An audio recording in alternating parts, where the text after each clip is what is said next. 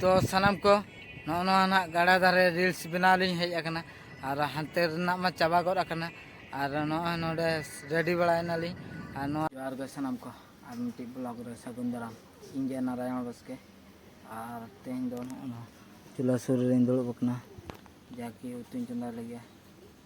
और देलाबन उतुबन चंदा लगे तो सानाम को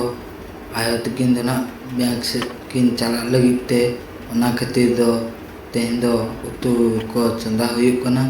और बहुमाना बनू कते तबना ड्यूटी को चला हुई कना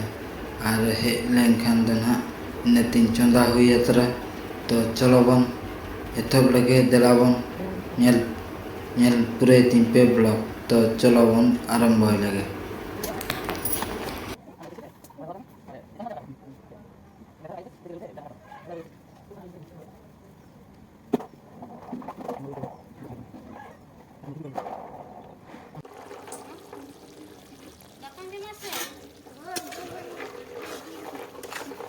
आंगो दिमिया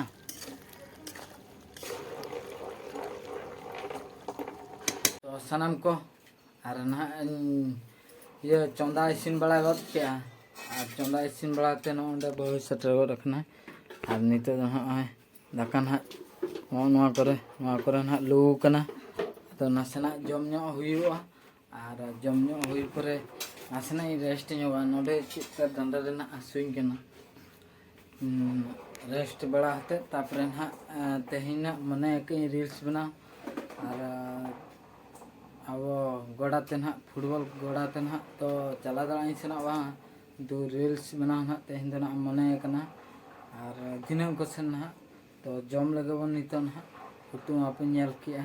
दाका पे नेल किया आदो नोडे नितो ना नाश्ता ᱧᱚᱜ जाकि जम ᱧᱚᱜ इना परे बन एतोबा ना ब्लॉग तो चलो बन तो सानाम को नितो ना जम हुयुग कना और नोंडे ना को दाका को अगु का ना और नितो कटी पियान चालू ना रेयाल गे बुझे आनी को जम लगे एतब किया और ना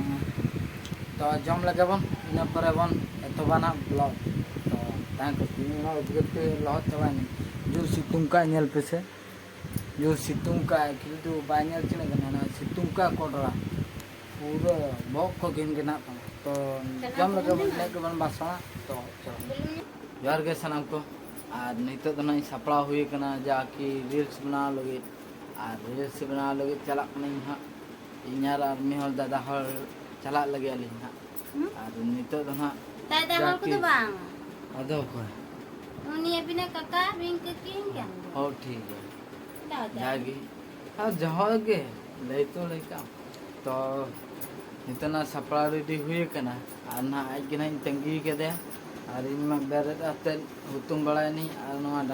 डांडा भर रे स्विंग कना ना के बाचबा कर कना आदा तेहना मेडिकल से चला हुआ आसना इंजेक्शन कटी पट्टी जुई और चलो तबे नी तीन घड़ी जो कना तंगी याबन तो सानाम को ना नितो दो ना लिंग सेटर गद कना और ना आले क्लब ते अतरा और ना क्लब रे ना रील्स बना हुआ और रील्स से लगा लिंग बनाया ओना कटी पे नेला ना और चलो बन कटी बन धमाका लगे सुपर धमाका ᱧᱚᱜ लगे बन और हाँ नोंडे ओड़े चाबा कना ना और नोंडे गे ना दोआते ना जस्ती ना बनी चला से कॉपी क्लीन तायना ना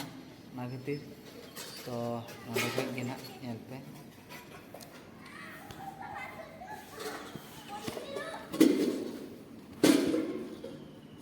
आमा नोडे वीडियो में ना का नोडे से केवल ब्लॉग के नाम ना ब्लॉग है ना अच्छा ठीक है पे ओना मोबाइल सितुरा लम दो म्यूडे है या सितुरम दोहय आसे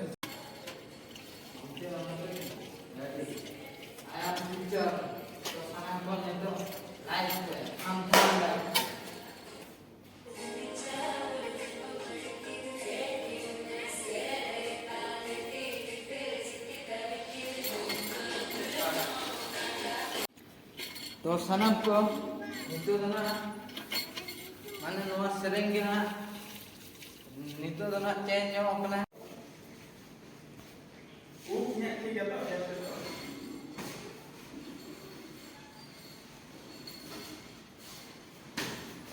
ये लगाया माथन खुले तेरे में ब्लॉग नहीं है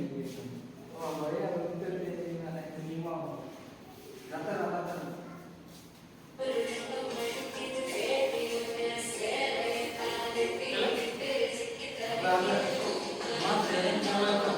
तो फूली जब आके पहले जब लाता को मोला मोला जब और निके निके कोई ना mau postal kamu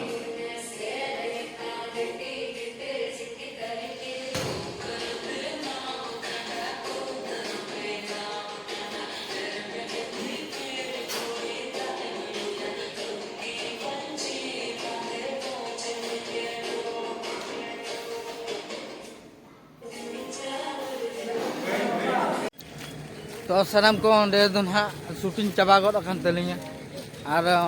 मालान से रे मेना अकान शूटिंग और अंडे गेलिंग चला कना ना नितो दो और अंडे गिद्रा को कोनो को हेज जरा कना और चला कान गेलिंग और मालान से ना शूटिंग मेना का ना शूटिंग कंप्लीट हते तापरे इना पड़ी ना सेटरवा तो इन दो ना गाड़ा से गिना शूटिंग पूरा गाड़ा धारे रे ना और चला कान गेलिंग ना आज करी सेरेंग गुसे है तो गुसे हो ना अब हम चला चलो और शूटिंग नल पे और चलका पे बुझे है कमेंट द्वारा तले पे चलो तवन माना लेंगे माना से हम सेन लेंगे तो चलो तो सानाम को ना गाड़ा दारे रील्स बना ली हेज आकना और हानते रना मा चाबा गड आकना और नोडे रेडी बड़ायना ली और नोआ रेना नाजारा नेल पे तिने नपाय गे नेलोक कना और नोते नेल पे सनसेट हो कना तो सानाम को नोते ना सनसेट हो कना ना और निते दा और बारे मेना का रील्स और ओना ना बना हते लिंग चला कना ना तो ओलाते और चलो बन देला बन एतब लगे रील्स तो सानाम को नोडे रेना शूटिंग चाबा गड आकान तली और निते दो ना ओला सेट गे ना विदाय हता हुई कना और चलो बन नोआ जगह रे ना शूट हुई लेन था पे नेला ना रील डिस्क्रिप्शन रे ये इंस्टाग्राम रे ना ये का पोस्ट का इना तो नेल दड़ा अपना चलो तबे ओला से बन चला लेंगे नोंडे आले गोड़ा तलिंग सेटर गड आकना रील्स बनाते और ना नेल पे आले गोड़ा रे खेला को गिद्र को और जोर को खेला और तेहन मा डांडा सुई कन था ना तिर बई बना ला और बई सॉरी बई खेला और रील्स को बना बड़ा हुईना नितो तो ना ओला सेट के चला हुई ना चलो ओला बन सेटल लेंगे ने पूरा बन रपड़ा तो सानाम को ओला ना सेटल हुई कना और ओला भीतर से गना चला हुई कना और दा कई ना न्यू हुआ ओहो ना फ्यान रे कटी ये न्यू लगे ना फ्यान चालू कना